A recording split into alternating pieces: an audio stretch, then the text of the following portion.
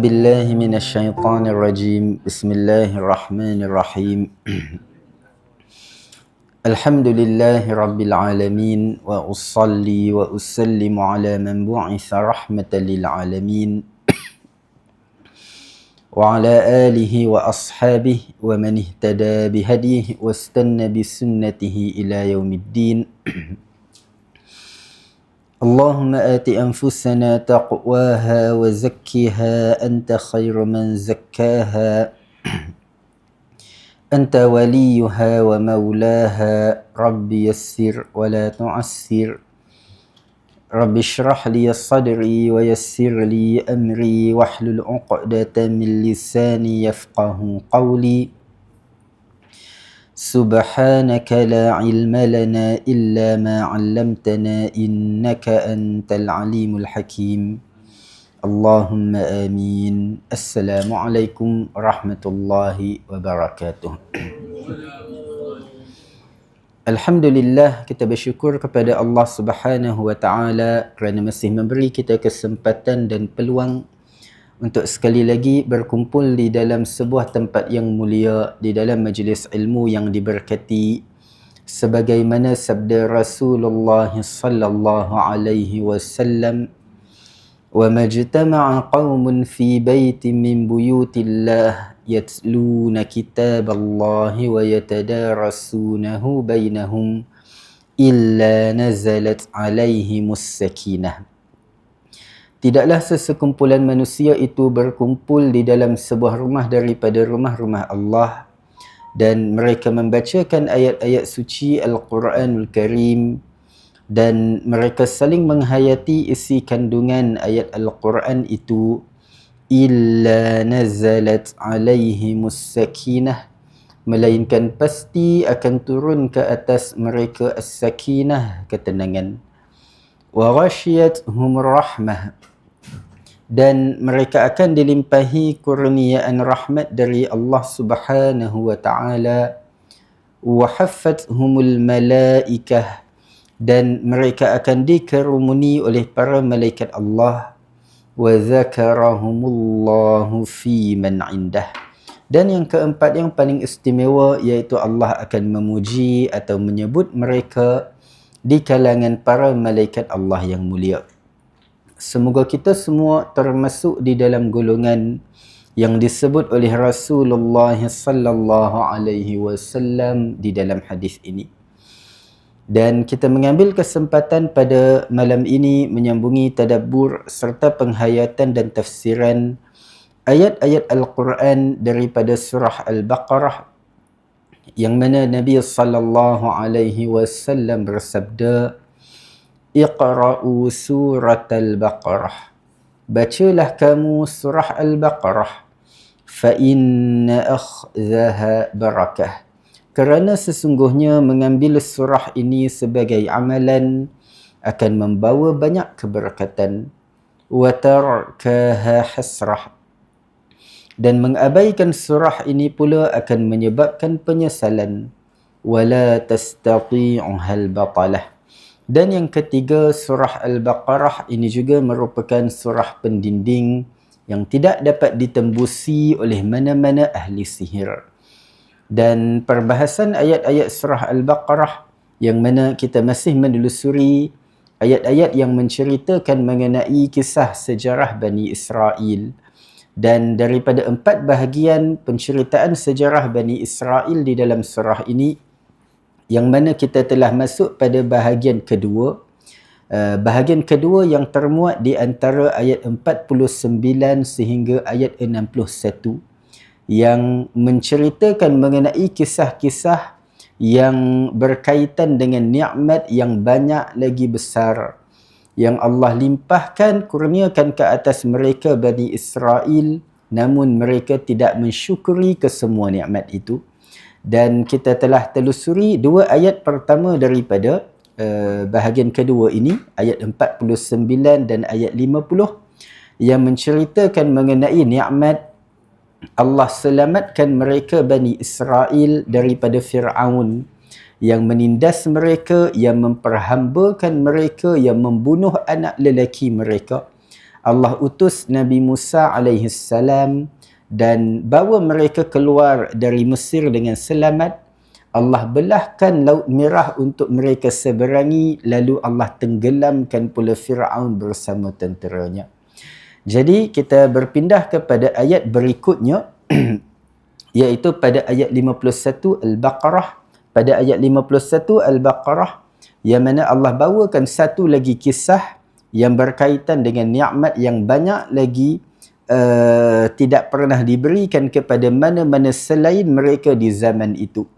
Allah Subhanahu wa taala berfirman pada ayat 51, wa idh wa'adna Musa 40 lailah thumma ittakhadhtumul ijla min ba'dihi wa antum zalimun.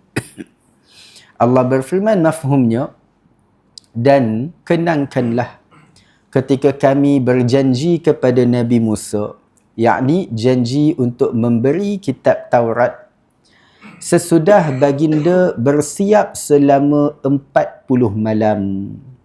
Kemudian setelah ia pergi, kamu Bani Israel menyembah patung anak lembu dan kamu sememangnya orang-orang yang berlaku zalim. Ayat 51 Al-Baqarah ni menceritakan mengenai satu peristiwa besar di dalam sejarah Bani Israel, satu peristiwa yang menjadi permulaan kepada sejarah Bani Israel di zaman Nabi Musa alaihi salam digelar sebagai golongan Al-Yahud, orang Yahudi. Mana sebelum daripada zaman Nabi Musa dan sebelum daripada peristiwa yang dicerita dalam ayat 51 dan pelengkapnya ayat 52 selepas itu, mereka hanya dikenali sebagai golongan Bani Israel. Bani makna keturunan. Israel gelaran kepada moyang mereka Nabi Yaqub alaihi salam. Jadi bila kata mereka ni Bani Israel, mana keturunan Nabi Yaqub bin Nabi Ishaq bin Nabi Ibrahim alaihimussalam. Dan itu gelaran yang mereka sandang zaman berzaman, dari zaman Nabi Yaqub turun ke zaman Nabi Yusuf sampai ke zaman Nabi Musa. Dan mereka tidak pernah dikenali sebagai golongan Al-Yahud, orang Yahudi, sehinggalah berlaku peristiwa mereka atau segolongan dari kalangan mereka Bani Israel yang telah menyembah patung anak lembu sewaktu ketiadaan Nabi Musa alaihi salam. Dan kisah ini berlaku tak lama setelah Allah selamatkan mereka daripada Fir'aun yang mengejar mereka, lalu Allah tenggelamkan Fir'aun bersama tenteranya. Dan kisah ini juga Allah cerita secara ringkas di dalam surah Al-Baqarah ayat 51 dan 52. Dua ayat sahaja secara ringkas. Dan Allah perincikan dengan lebih panjang di dalam surah-surah lain yang kita akan lihat sedikit sebanyak ayat-ayat daripada surah-surah itu. Antaranya yang Allah rakamkan di dalam surah Al-A'raf, surah yang ke-7 ayat 138. Allah cerita bagaimana ataupun apa yang berlaku sebelum daripada peristiwa mereka membuat patung anak lembu lalu menyembahnya. Allah berfirman di dalam surah Al-A'raf, surah yang ke-7 ayat 138. Untuk kita lihat kaitan kisah kedua ini, Bani Israel sembah patung ini, dengan kisah sebelumnya, iaitu Bani Israel yang Allah selamatkan daripada Fir'aun. Jadi Allah berfirman ayat 138 surah Al-A'raf, وَجَاوَزْنَا بِبَنِي إِسْرَائِيلَ الْبَحْرَ فَأَتَوْا عَلَى قَوْمٍ يَعْكُفُونَ عَلَى أَصْنَامٍ لَهُمْ. Allah berfirman, dan kami bawa Bani Israel menyeberangi Laut Merah itu. Ini masih dalam kisah pertama, iaitu Bani Israel dikejar oleh Fir'aun. Allah belah Laut Merah untuk mereka seberangi dengan selamat. Jadi bila Allah dah tenggelamkan Fir'aun, lalu Bani Israel ikut Nabi Musa, teruskan perjalanan mereka, yang kemudian mereka akan diajak Nabi Musa untuk menuju ke Palestin. Tapi dalam perjalanan mereka bersama Nabi Musa tu, setelah keluar dari Mesir, Allah berfirman fa'atau ala qaumin, mereka sampai atau lalu pada satu penempatan yang ada kaum ya'kufuna ala asnamil lahum. Ada satu kaum di situ yang menyembah patung berhala mereka. Mana mereka tak tahu ni kampung apa dan siapa penduduk dekat sini, dan bahasa orang situ pun mereka tak tahu. Apa dia orang cakap, penduduk situ tak faham. Apa yang penduduk tu cakap, dia orang pun tak faham. Tapi yang menarik perhatian iaitu apabila Bani Israel melihat kaum itu menyembah patung berhala, mana kaum yang mungkin belum diutus Nabi Rasul kepada mereka. Jadi ikut logiknya, Bani Israel yang merupakan keturunan Nabi dan Rasul dan merupakan kaum yang beragama Islam di zaman itu, dan merupakan kaum yang ada Nabi Rasul bersama mereka, bukan satu tapi dua orang Nabi, Nabi Musa dengan Nabi Harun.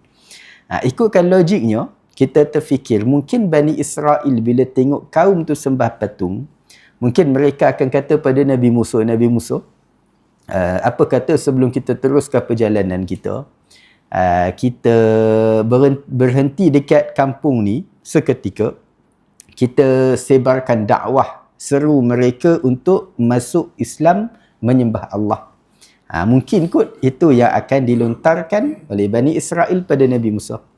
Tapi sebaliknya adalah apa? Allah berfirman, qalu ya Musa ja'al lana ilahan kama lahum alihah. Mereka pun berkata, Bani Israel kata, wahai Musa, buatkanlah untuk kami satu patung sembahan sebagaimana patung-patung sembahan kaum ini. Mana mereka yang beragama Islam, yang tahu Allah itu Tuhan yang Esa, bila mereka tengok kaum tu sembah patung, mereka pula yang tertarik dengan anutan agama kaum tersebut. Padahal kaum tu tak ada pun ajak mereka, cakap korang siapa? Kami Bani Israel.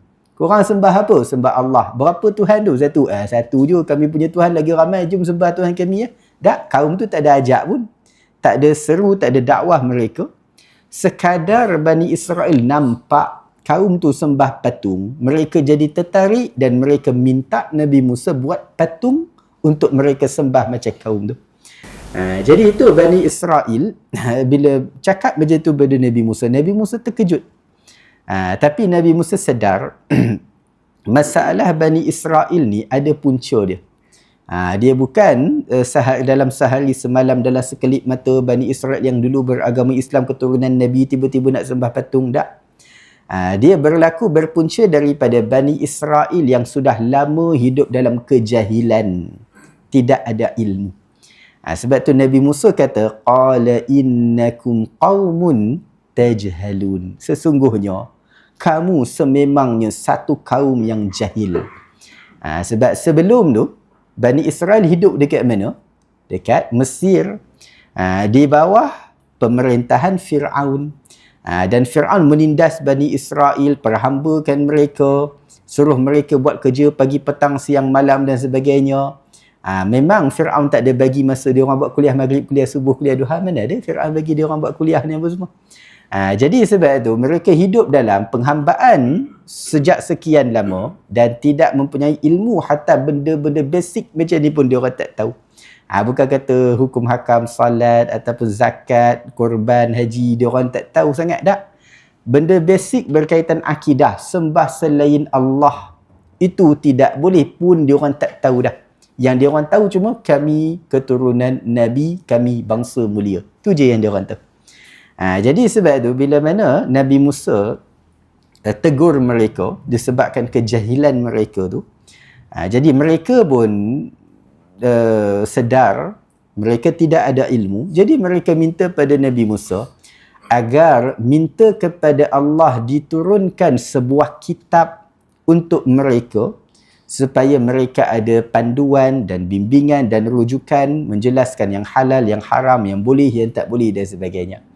Jadi bila mana Nabi Musa berdoa kepada Allah, Jadi Allah Subhanahu Wa Taala pun perkenankan doa Nabi Musa dan berjanji untuk turunkan kitab Taurat.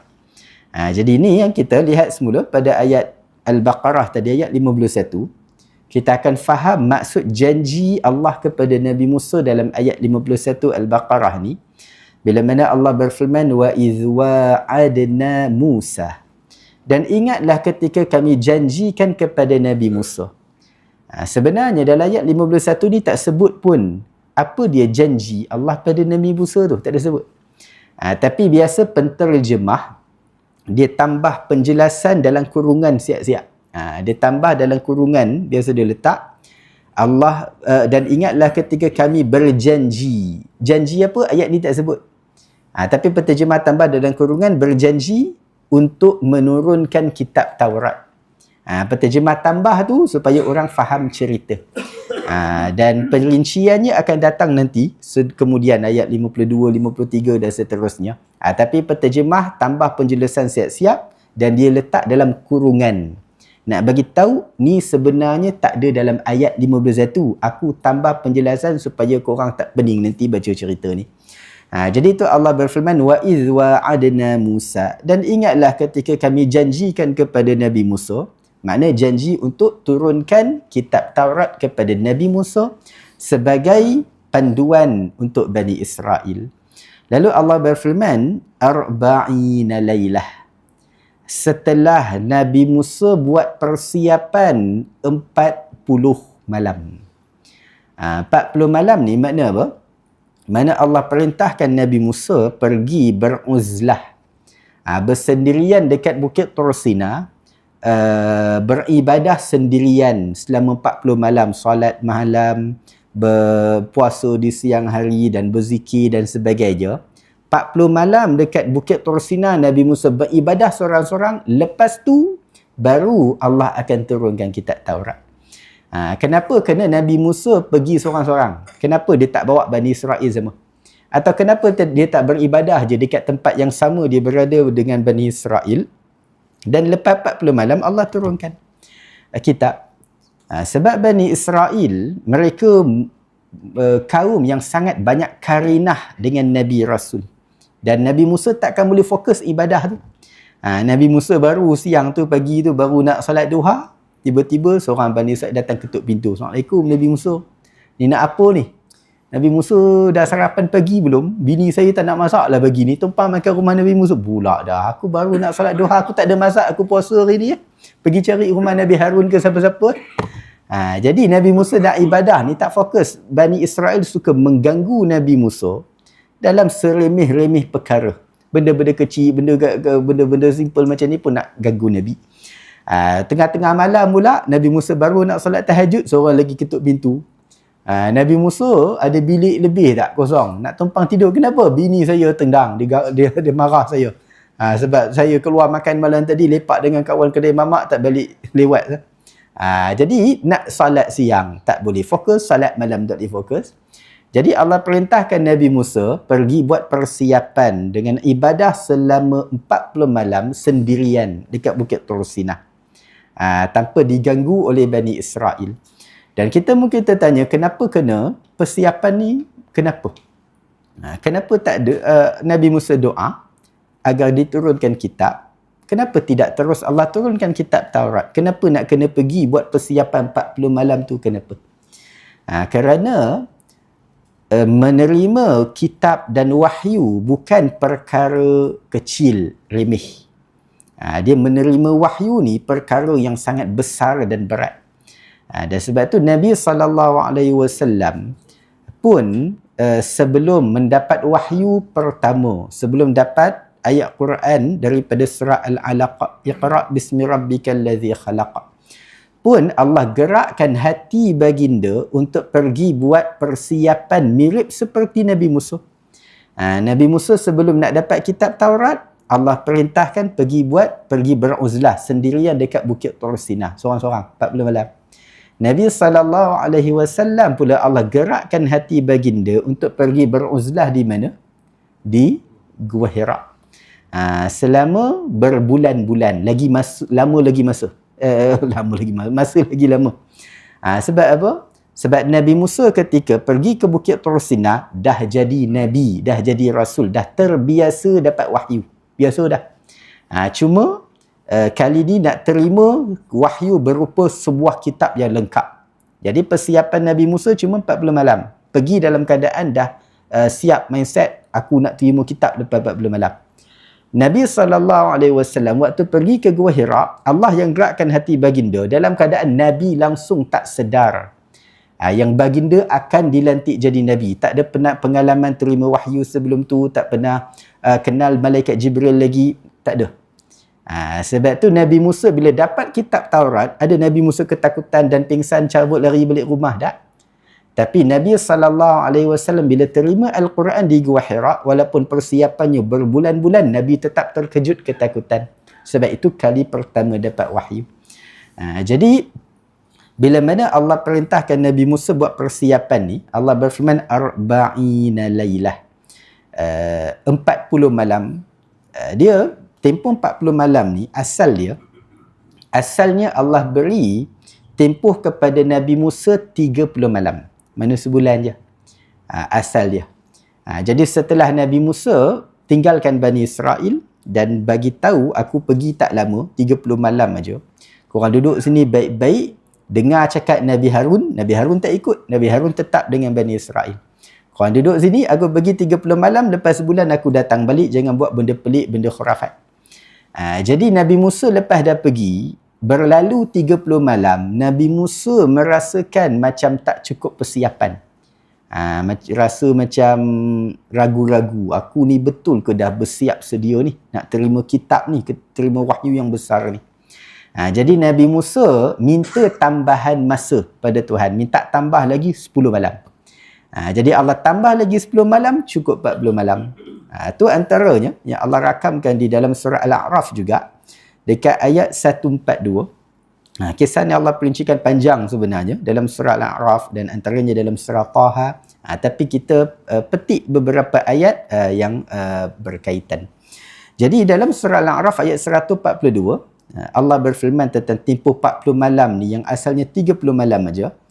Allah berfirman, wa wa'adna Musa 30 lailah. Dan kami janjikan kepada Nabi Musa, yakni untuk menurunkan kitab Taurat kepadanya, 30 lailah. Setelah persiapan selama 30 malam. Itu asal dia, 30 malam. Lalu bila Nabi Musa dah tempuhi 30 malam tu, rasa tak cukup, nak kena tambah lagi ibadah dan zikir dan salat dan sebagainya. Lalu Allah perkenankan, Allah berfirman, wa atmamnaha bi'ashrin. Dan kami lengkapkan lagi, mana setelah Nabi Musa memohon permintaan kepada Allah, bi'ashrin, dengan 10 malam lagi. Fatamma miqatu rabbihi arba'ina laylah. Lalu sempurnalah tempoh yang dijanjikan oleh Tuhan kepada Nabi Musa selama 40 malam. Dan Nabi Musa waktu dia nak tinggalkan Bani Israel, dia tahu, Bani Israel ni, aku tinggal dia orang. Macam guru kat sekolah nak tinggalkan budak-budak darjah 1 kat kelas. Kita masuk kelas, semua pelajar okey, duduk diam dan sebagainya. Itu pun bukan kita masuk kelas terus semua diam, semua bising, kita dah menjerit, dah terkeluar nak tekak, baru dia orang diam. Kita tiba-tiba ada orang nak jumpa kita kat pejabat ke, kita risau, ni aku nak tinggal budak-budak ni macam mana? Kita pun tak apalah, kita pesan, korang duduk sini kejap, ketua kelas perhatikan dia orang ni, jangan bagi dia orang nakal-nakal, gaduh-gaduh, bising-bising dalam kelas. Kita pun keluar. Kita cuma keluar 3 minit 12 saat. Kita datang semula, kita tengok dah macam kapal pecah. Ada yang atas meja, ada yang dah tergolek, ada yang dah menangis. Cari ketua kelas mana? Ketua kelas pun dah terpelanting entah ke mana dah menangis sama, dah kena bully dengan yang lain. Umpama macam itulah. Ibarat macam itulah kerisauan Nabi Musa nak tinggalkan kaumnya. Pergi 40 malam, bukan 40 minit. Kita tinggal kelas 40 minit atau 4 minit saja pun dah risau budak-budak ni apa jadi ni. Ni Nabi Musa nak tinggalkan Bani Israel yang dia tahu perangai mereka ni yang suka buat perkara-perkara pelik. Jadi sebab tu bila Nabi Musa nak pergi, dia pesan pada saudaranya Nabi Harun. Allah berfirman, wa qala Musa li akhihi Harun. Dan Nabi Musa pun berkata kepada saudaranya Nabi Harun. Ni waktu dia baru nak pergi berangkat ke Bukit Tur Sina. Ukhlufni fi qaumi. Nabi Musa kata, engkau gantilah aku untuk memimpin kaumku ini. Mana engkau ganti aku, engkau jadi ketua, engkau jadi pemimpin, bimbing mereka. Wa aslih, dan damaikan sesama mereka. Mana Bani Israel ni walaupun mereka satu kaum, satu keturunan, tapi dia orang lebih kurang macam orang Arab jugalah. Macam contoh orang Arab Mekah sebagai contoh, atau orang Arab Madinah zaman tu. Mereka berasal daripada satu keturunan. Orang Mekah contoh, zaman tu mereka semua dari keturunan Quraisy, Abu Jahal, Abu Lahab, dan Abu Bakar, Umar, Nabi SAW. Semua orang kat Mekah ni penduduk asal Mekah, keturunan Quraisy. Tapi kemudian mereka terpecah kepada kabilah-kabilah. Asalnya keluarga-keluarga, jadi makin ramai jadi kabilah. Jadi kabilah contoh Nabi SAW, kabilah Bani Hashim, Abu Jahal Bani Makhzum, Umar Bani Adi dan sebagainya. Jadi mereka ni walaupun semua satu keluarga, satu kaum kat Mekah, tapi mereka selalu bersaing. Dan boleh jadi persaingan tu membawa kepada peperangan dan pertumpahan darah. Bani Israel zaman Nabi Musa lebih kurang serupa. Bani Israel satu keturunan Nabi Yaqub. Tapi mereka terpecah kepada 12 puak. 12 suku kaum. Mana daripada 12 ni datang dari mana? Daripada 12 anak-anak Nabi Yaqub. Nabi Yusuf dan adik bungsunya Bunyamin dan 10 orang abang ni. Daripada 12 adik-beradik, anak Nabi Yaqub ni kemudian turun-temurun jadi 12 puak Bani Israel. Jadi 12 puak ni pula masing-masing ada ketua masing-masing. Ada kepala dia masing-masing. Bukan semua cakap semua ni Bani Israel semua dipimpin Nabi Musa tak. Setiap puak ni ada ketua dia yang bila Nabi Musa bagi satu perintah, bukan semua terus dengar. Mereka akan tanya ketua puak dia sendiri dulu. Ni ketua puak A cakap, kita nak dengar cakap Nabi Musa ke tak nak? Masing-masing ada kepala dan kepala otak dia sendiri. Jadi sebab tu bila mereka ni pula selalu bergaduh dan bersaing dan berperang, berkelahi, sebab tu Nabi Musa kata wa aslih. Dan bila mereka bergaduh berkelahi, aslih, damaikan sesama mereka, wala tattabi' sabilal mufsidin, dan janganlah engkau mengikuti jalan orang-orang yang melakukan kerosakan. Jadi bila Nabi Musa dah pergi tu, Nabi Musa pergi selama tempoh 40 malam. Apa jadi dengan Bani Israel? Allah berfirman, "Thumma takhadhtumul ijla min ba'di." Allah berfirman, kemudian kamu Bani Israel, kamu menyembah patung anak lembu min ba'di, sesudah pemergiannya. Ada perkataan al-ijla dekat sini. Ijil ni asal makna anak lembu. Pun dalam ayat ni asal makna tak ada perkataan patung, tak ada perkataan patung. Thumma, kemudian ittakhadhtum, kamu menyembah al-ijla, anak lembu. Tapi ini pun sama juga, penterjemah biasa tambah dalam kurungan siap-siap perkataan patung tu. Sebab penterjemah risau orang faham Bani Israel sembah lembu betul-betul, lembu hidup. Tak, dia orang bukan sembah lembu, dia orang sembah patung lembu. Orang mungkin pelik, mana ayat ni tak sebut pun perkataan patung. Ayat ni sebut ijla, anak lembu je. Jadi dia bahasa memang macam tu. Lagi-lagi bahasa percakapan. Macam kita lah, kita bahasa Melayu pun. Contoh, biasa kita pergi kerja naik motor. Tiba-tiba motor kita rosak. Kita datang, kawan tanya, "Mat, mana motor kau?" Dia kata, "Motor aku rosak." "Dah tu kau datang naik apa?" "Aku datang naik kancil bini aku." Dia dengar, dia terkejut.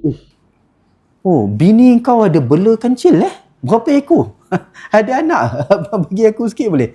Tak, bila kita bahasa Melayu cakap kancil, aku datang naik kancil bini aku, tak ada siapa orang Melayu, hatta bukan Melayu pun, tak ada siapa akan faham naik kancil mana tunggang binatang, haiwan kancil. Bila kata aku datang naik kancil, automatik semua orang faham kereta kancil. Tapi dalam bahasa percakapan, siapa antara kita pernah cakap, saya datang naik kereta kancil? Kita tak pernah cakap macam tu. Saya datang naik kereta kelisa. Tak, aku datang naik kelisa. Kita takkan cakap sebiji-sebiji benda yang orang dah boleh faham, tak payah cakap, tak payah sebut. Tu bahasa percakapan. Beza bahasa penulisan. Sebab tu dalam Al-Quran juga kita tahu turun dalam gaya bahasa percakapan, bukan gaya bahasa penulisan. Quran turun, malaikat Jibril bila bawa Al-Quran pada Nabi, adakah malaikat Jibril bawa dalam bentuk naskhah Quran, mushaf yang dah bertulis, bagi pada Nabi, nah ni 30 juzuk atau juzuk 30 dulu. Kau ambil, kau balik, kau baca, kau hafal, minggu depan datang tasmik. Ingin lulus tak? Tak. Malaikat Jibril perdengarkan ayat tu pada Nabi. Ucapkan ayat tu pada Nabi dengan gaya bahasa percakapan. Lepas tu Nabi pun bila ajarkan pada sahabat, Nabi tak tuliskan ayat dekat papan putih. Okey, kita tengok ni, saya tulis 5 ayat pertama surah Al-Alaq, salin ikut masing-masing. Tak. Nabi bacakan, ucapkan balik ayat tu, sahabat dengar, sahabat hafal. Dan ada sebilangan mereka yang tulis, yang catat untuk simpanan sendiri. Jadi sebab tu bila Allah berfirman, "Tsumma takhaztumul ijla min ba'di."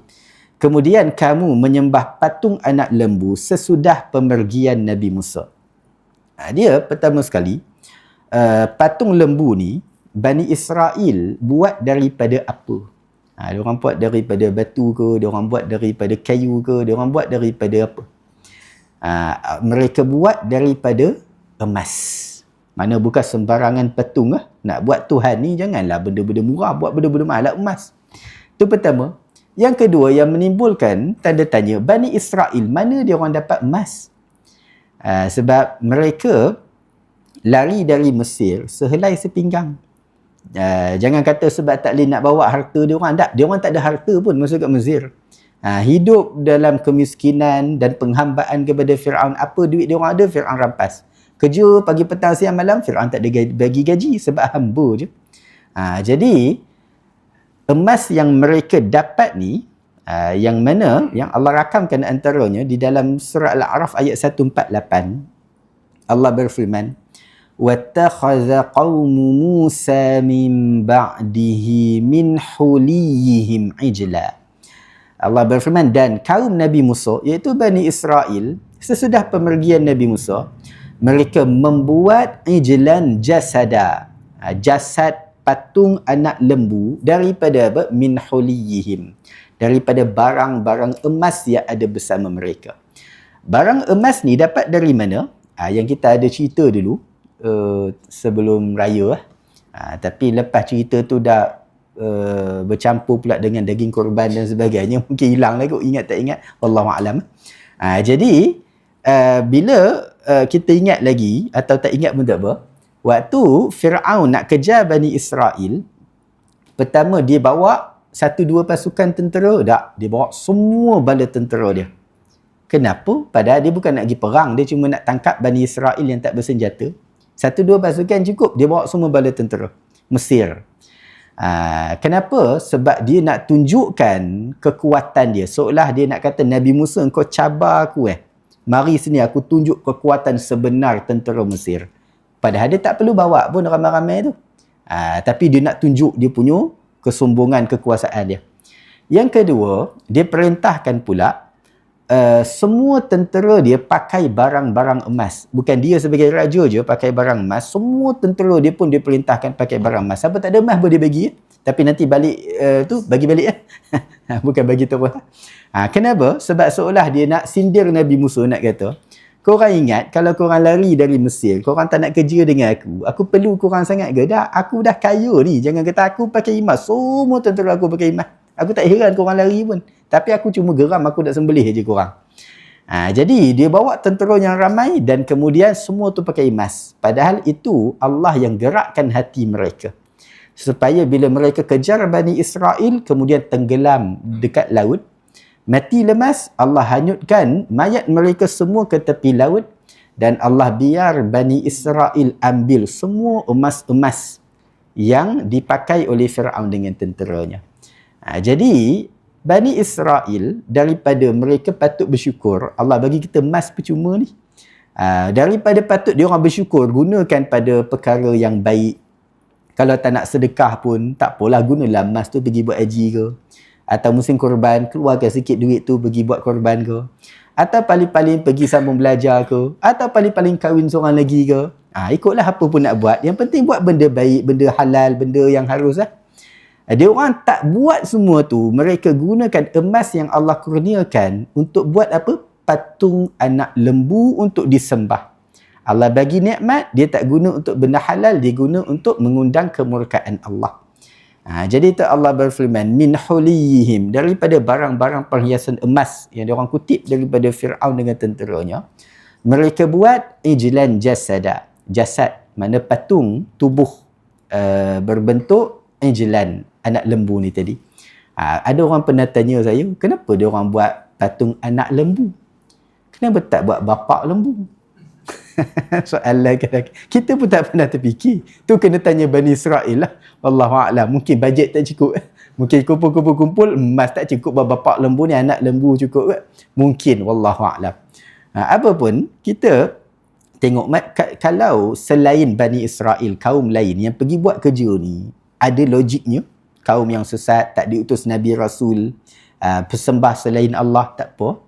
Tapi ni yang buat ni siapa? Bani Israel. Keturunan Nabi Rasul. Ada Nabi bersama mereka. Bahkan sebelum peristiwa ni, kita sebut kat awal tadi, dah pernah ada cubaan. Mereka nak sembah patung, Nabi Musa dah tegur mereka. Mana tahu dah benda ni salah. Tapi tetap guna kesempatan. Nabi Musa tak ada, okey kita buat patung ni sekarang sebelum Nabi Musa balik. Jadi kita tertanya, apa hebat sangat, istimewa sangat patung ni? Sampai mereka angkat sebagai Tuhan terus. Jadi Tuhan. Kalau setakat kata, patung ni bukan Tuhan, tapi ada keberkatan ke, ada keistimewaan ke, ada kelebihan ke, tu okey lagi lah. Tak adalah kata okey, tapi mana tak ada level sampai sembah terus. Tapi bila mereka sembah sebagai Tuhan terus, apa hebat sangat patung ni? Boleh buat apa? Jadi, Allah jelaskan keistimewaan patung lembu emas ni, sampai buat Bani Israel sembah sebagai lembu, sebab patung ni boleh buat apa? Boleh kabulkan hajat. Boleh buat orang tu pergi haji balik hari. Kun fayakun, pum, muncul kat sana, muncul kat sini, terus balik. Tak. Sekadar sebab patung ni Allah berfirman, lahu khuwar. Patung lembu emas yang boleh mengeluarkan khuwar. Khuwar ni makna suara lembu. Kita ingat suara halilintar ke, suara kilat, suara guruh yang hebat-hebat. Sekali, hebatnya, istimewanya patung lembu ni sebab dia boleh keluarkan suara macam lembu. Tu hebatnya. Jadi kita kalau tanya Bani Israel, korang sembah patung ni apa hebatnya? Cuma keluar suara lembu. Dia orang akan kata, jangan main-main. Kalau lembu hidup yang biasa, keluarkan suara lembu, biasa lah. Tak pelik, tak istimewa, bukan Tuhan. Tapi ni patung, tak bernyawa, tak ada roh. Tiba-tiba boleh keluar suara macam lembu betul. Okey, ni Tuhan. Semudah tu jadi Tuhan. Jadi sebab tu, Allah berfirman, Allah seolah-olah nak kata, kalaupun Nabi Musa tak pernah tegur mereka, mereka sendiri yang sembah patung tu, takkanlah mereka tak terfikir dengan akal yang waras semata-mata sebab patung boleh keluar bunyi macam lembu, maka dah terus diangkat menjadi Tuhan. Jadi sebab tu Allah berfirman selepas itu. Jadi Allah berfirman, alam yarau annahu la yukallimuhum wa la yahdihim sabila. Allah berfirman, tidakkah mereka perhatikan, mana berfikir bahawasanya lembu itu hatta tidak boleh yukallimuhum, berkata-kata dengan mereka. Mana sekadar boleh keluarkan suara lembu. Makna kalau ada orang datang minta hajat kat patung lembu tu, dia sujud, lepas tu dia doa, dia minta hajat. Dia minta apa saja hajat, kata patung lembu, saya ada hajat, saya jadi kaya, boleh tak? Patung tu akan jawab apa? Jawab, bukan diam je, sebab dia boleh keluarkan suara. Tapi bila orang datang berdoa minta hajat, patung tu hanya akan jawab, Tu. Keluar suara lembu. Suara lembu tu makna hajat anda dikabulkan atau hajat anda ditolak, apa pun tak tahu. Mana dia orang nak tahu, dia orang bukan kena pergi belajar bahasa Inggeris ke bahasa Arab ke, kena belajar bahasa lembu. Kan mana ada kursus bahasa lembu. Kena ada lembu-lembu yang buat kursus ni. Jadi apa dia orang minta hajat, patung lembu, anak saya sakit, sembuhkan anak saya boleh tak? Lembu tu jawab apa? Patung tu jawab apa? Ditunaikan hajat, ditolak hajat, tak tahu. Jadi sebab itu Allah berfirman, ittakhazuhu, mereka tetap sembah patung lembu itu sebagai Tuhan, wa kanu zalimin, dan sememangnya mereka adalah orang yang zalim. Dan siapa dia? Orang yang pertama yang dapat idea nak buat patung ni dan ajak Bani Israel sembah, ni seorang yang digelar sebagai As-Samiri. Dia seorang lelaki dari keturunan Bani Israel juga, kaum Nabi Musa asalnya. Tapi tu panjang cerita lah. Allah rakamkan di dalam surah Taha sekitar ayat 80 sampai 90 dan beberapa ayat lepas tu. Nanti boleh baca perinciannya, kisah As-Samiri yang dia buat patung ni untuk Bani Israel dan ajak mereka sembah waktu Nabi Musa tak ada. Tapi kita tengok satu ayat sahaja, iaitu pada ayat 88 surah Taha. Allah cerita setelah Samiri siapkan patung lembu tu dan tunjuk pada Bani Israel, keluarkan patung tu, tunjuk pada Bani Israel. Allah berfirman, فَأَخْرَجَ لَهُمْ عِجْلًا جَسَدًا لَهُ خُوَارٌ. Lalu As-Samiri pun mengeluarkan untuk mereka Bani Israel sebuah patung anak lembu yang boleh mengeluarkan khuar, suara lembu tadi. Jadi Bani Israel terkejut. Samiri hari itu dia kumpulkan emas kita, dia kata dia dah invest kat mana-mana. Rupa-rupanya dia ambil emas kita, dia pergi buat patung lembu. Ni makna sama level dengan orang kong ambil duit daripada bakal haji, sekali dia tak buat haji, dia pergi buat benda lain. Lebih kurang lah scammer As-Samiri ni. Ambil duit orang, lepas tu buat. Tapi sekurang-kurangnya As-Samiri dia ambil emas Bani Israel, dia tunjuk juga, dia beritahu aku buat apa dengan duit korang ni, walaupun tak jadi invest tu, tapi aku buat juga benda ni, ada juga patung ni untuk korang tengok. Scammer haji ataupun badal haji, dia ambil duit orang, lepas tu haji tak jadi, apa jadi duit tu pun tak jadi, lenyap. Jadi sebab tu Samiri bila dah siapkan patung tu, Bani Israel terkejut. Apa kami punya emas kau kumpul hari tu, kata nak invest kat mana-mana pulangan ni, pasal apa pulang patung lembu pula? Jadi Samiri kata, jangan main-main, ni bukan sembarangan patung lembu, ini adalah haza ilahukum. Samiri kata, patung lembu ni adalah Tuhan yang kamu mesti sembah. Jadi Bani Israel terkejut, kejap. Macam mana Samiri kata patung lembu ni Tuhan kita kena sembah? Padahal Nabi Musa kata Tuhan yang kita kena sembah adalah Allah. Jadi Samiri tahu Bani Israel ni, dia orang takut nak sembah patung bukan sebab takut Allah, takut Nabi Musa. Takut nanti Nabi Musa balik, Nabi Musa marah. Bukan sebab takut kemurkaan Allah, takut kemarahan Nabi Musa. Jadi Samiri tipu mereka dengan berkata, wa ilahu Musa.